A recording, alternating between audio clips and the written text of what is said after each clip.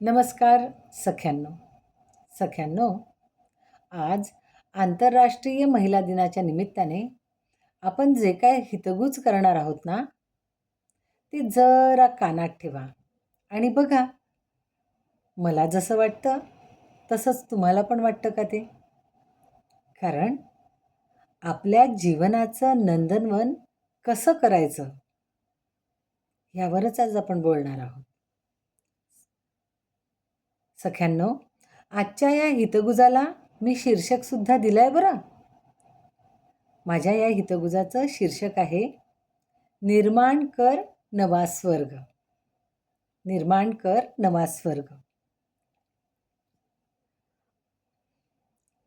अगं अगं काल तू माझ्या स्वप्नात येऊन काय भन्नाट बोललीस ग. म्हणालीस तू स्त्री आहेस, तू बाई आहेस आणि आणि मग मी हजारो वर्षांपासून काय काय करत आली आहेस याची जणू गाथाच वाचलीस तू माझ्या पुढे.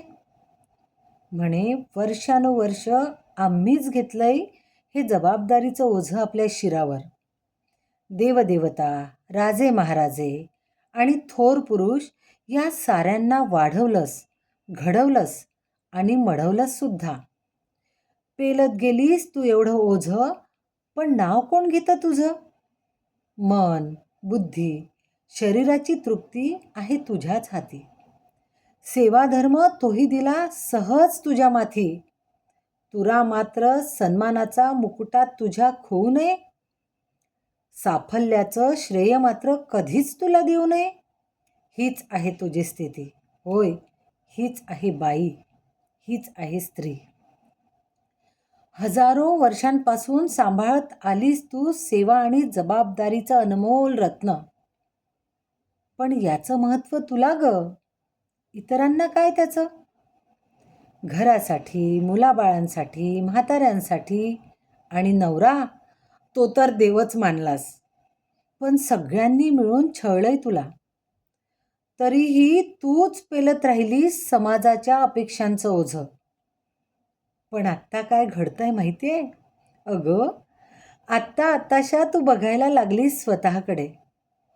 माझं शरीर, माझं मन, माझ्या भावना आणि माझं जगणं, आणि तेच नेमकं डोईजड झालं या समाजाला. पण त्यांनी जेव्हा माझं म्हटलं ना, तेव्हा कुणीच नाही थांबवलं त्यांना. माझी बायको, माझी आई, माझी सून, माझी मुलगी, काही कर मग तिच्यासोबत. होय, तिच्यासोबत काही केलं तरी चालते. माझी मुलगी. पण तू माझा हा शब्द वापरलास आणि म्हणे, अरे आता आलंय कलियुग. अरे कलियुग तर यांनीच आणलंय. मुलगी कधी मुलगी वाटली नाही, बायको कधी बायको वाटली नाही, सून कधी सून वाटली नाही आणि आई कधी आई वाटली नाही. सोड ग, जाऊ दे हा पापट पसारा. कितीही उगाळलं तरी हा कोळसा काळाच उगाळणार. तूच बघ आता तुझा मार्ग. होय, तूच बघ आता तुझा मार्ग. तूच निर्माण कर तुझा स्वर्ग. पण तुला हे सांगून ठेवते, स्वर्ग म्हणजे तरी काय ग? सुवर्णाचा महाल नाही, चंदनाचा वारा नाही, मोत्याचा चारा नाही. तिथे म्हणे सारी चालत असते मनमानी. तिथेही म्हणे सारी चालत असते मनमानी. सुकुमार नव्या पोरी नाचत असते इंद्रदारी. म्हणूनच म्हणते तुला, नवा स्वर्ग निर्माण कर. नकोय मला जुन्या पद्धतीचा स्वर्ग. सांग समाजाला. म्हणून म्हणते तुला, नवा स्वर्ग निर्माण कर. शरीर हीच दौलत तुझी, आरोग्याचा मान कर. चालणं, फिरणं, योगा किंवा प्राणायामाचा ध्यास धर. निसर्गताच तू कमजोर आहेस, त्यावर तू वार कर. नाहीतर तुझे तुकडे करून तुला फ्रीजमध्ये ठेवत जातात. लॅबही त्यांना कमी पडते, तिथे तुझे चावे घेतात. रस्त्याने तर धिंड तुझी कितीचदा काढत जातात. आता हे थांबलं पाहिजे. आता हे थांबलं पाहिजे. ठोसास ठोसा द्यायचा कसा हे तुला जमलं पाहिजे. ऐकतेस ना तू? हो, कान देऊन ऐक जरा. सांग या समाजाला, घडवू द्या इतिहास मला. शिवाजीची वाघनखं संग्रहालयात ठेवली आहे. हो, सध्या तर ती नागपुराच्या संग्रहालयात आहे. शिवाजीची वाघनखं संग्रहालयात ठेवली आहे. ते बघून जो तो इतिहास साक्षी बनू पाहे. तूही आता विचार कर. होय, तूही आता विचार कर, गुह्य त्याचं मणिधर. अगं, कशासाठी आठवणी त्या संग्रहालयात आहे बाई? अगं, कशासाठी त्या आठवणी संग्रहालयात आहे बाई? तू काही आपला इतिहास पूर्वी कधी ऐकला नाही? शिवाजीची मूर्ती लहान, शिवाजीची मूर्ती लहान, आडदांड होता खान. कोथळा काढला त्याचा, बगलेत त्याची दाबून मान. तुला म्हणते मी, होय म्हणूनच तुला म्हणते मी, नख वाढवून तू फक्त नेल आर्ट करू नको. तुला म्हणते मी, नख वाढवून फक्त नेल आर्ट करू नको. झडप घालेल तुझ्यावर, त्याचे डोळे शाबूत ठेवू नको. काढ बाहेर बुबुळ त्याची वसाघे शिवाजीचा. काढ बाहेर बुबुळ त्याची वसाघे शिवाजीचा. तूच तयार कर आता प्रत्येक घरात जिजामाता. एकूणच काय काय म्हणायचंय मला कळलंय ना तुला? एकूणच काय तर दणकट कर शरीर तुझं. एकूणच काय तर दणकट कर शरीर तुझं. बरं, आता तुझं शरीर जर दणकट असेल तर जमलं का सगळं? त्याच्या पुढे काय आहे बघ, लक्ष देऊन ऐक जरा. शरीर केलंस पोलाद म्हणून हसत राहशील का गालात? शरीर केलंस पोलाद म्हणून हसत राहशील का गालात? नाही, असं करून चालणार नाही. दुसरा टप्पा पुढे आहे. नुसतं शरीर दणकट केल्यानं होत नाही. आरोग्यासोबत आता शिक्षणाचीही देगवाही. आरोग्यासोबत आता शिक्षणाचीही देगवाही.